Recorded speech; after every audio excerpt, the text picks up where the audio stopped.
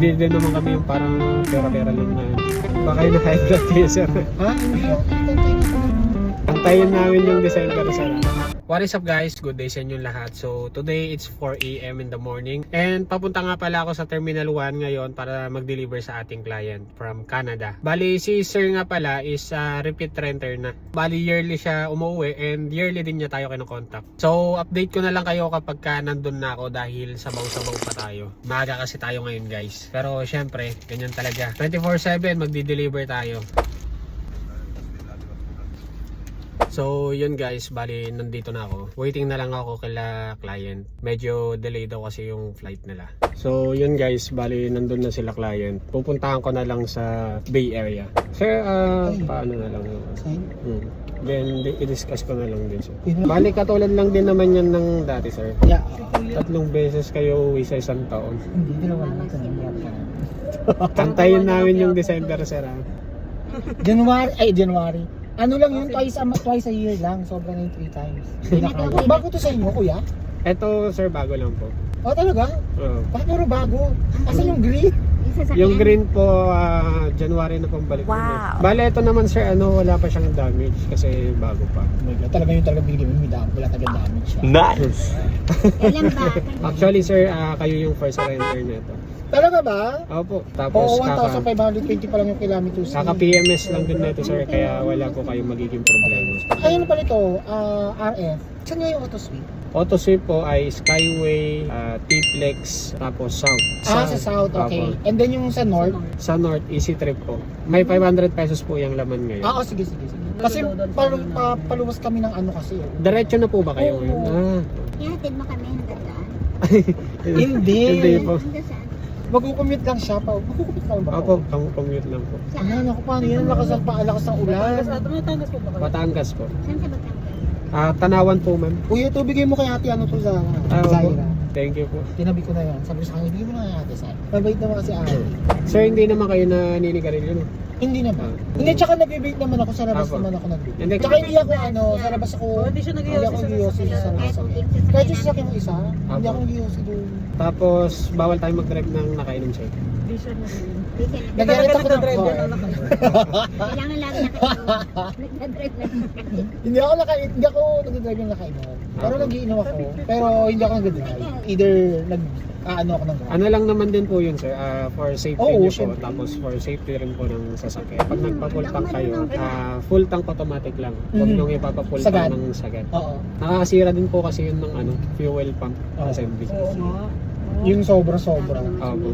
Kasi kailangan din po ng space noon para mas makapag ng maayos, makapag-flow na maayos yung Sir, kayo lang po yung magiging Driver, driver. oo. Ako naman talaga nag-drive. Sir, just in case po na may mag-drive po na iba, Okay. meron kasi sa iba naka-experience, pinahiram sa kamag-anak. Ngayon, na-damage yung car. Ang nangyari po, ayaw po bayaran nung nagrenta yung damage. Kasi hindi siya nakano. Kasi hindi daw siya yung Pero nakalagay naman po sa kontrata na kung may authorized driver po kayo na pwedeng mag-drive Ay, na ako iba, na. ilalagay nyo na lang. Lagay ko na may pangalan ko dito. Walang marunong mag-drive sa kanila. Wala, hindi ako lang nag-drive lagi. Bali, kayo lang yung magdadrive, Oo. sir. Ayun.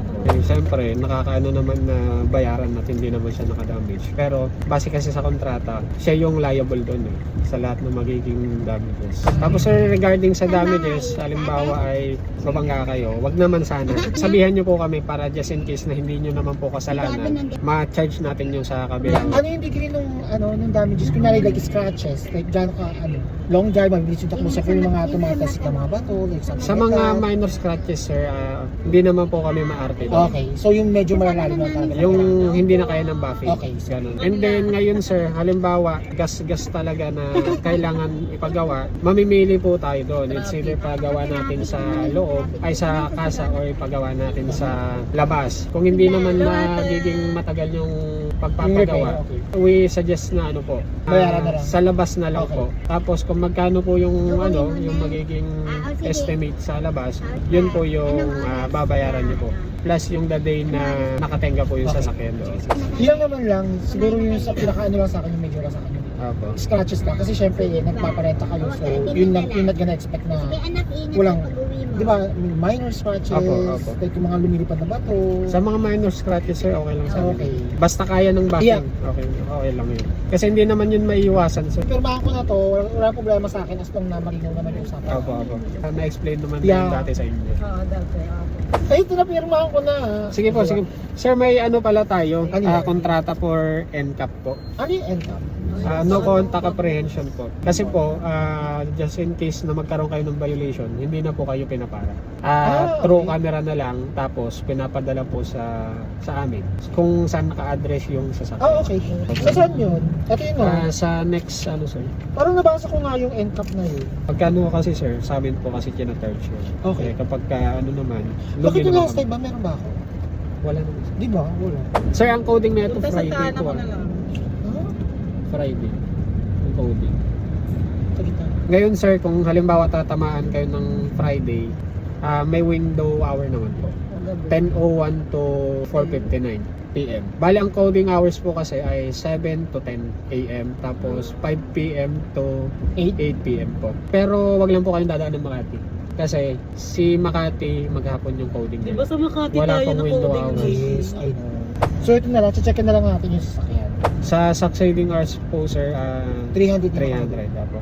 Ngayon sir, kung mas mahaba yung i-extend nyo, halimbawa 10 hours, huwag na kayong mag-extend na lang kayo ng pang 12 hours. Para mas makatipid kayo. Hindi din naman kami yung parang pera-pera lang na kunwari hindi. nag-extend si... Kaya nga sa inyo ulit ako nang hiram eh. Hindi na ulit ako sa Pilipinas. Hindi na po yung Pinas. Sa banda rito. Parang nanibago. Dalawang beses ka nga nakauwi na sir ngayong Ano, taon. pinag- Palengke mo na sir tong Hindi naman. Dito nga ay nakahanap na kami ng matitigilan to check the unit para ma-turn over ko din properly kila sir. And after ay kumain muna kami. So yun lang guys, see you on my next video and thank you for watching.